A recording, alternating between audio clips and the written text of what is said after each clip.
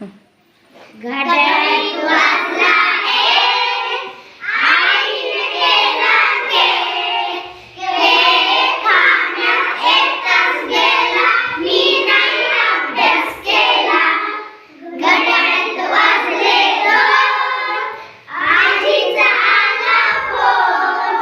फोनवर बोलण्यात एक तास गेला मी नाही अभ्यास केला घड्याळीत वाजले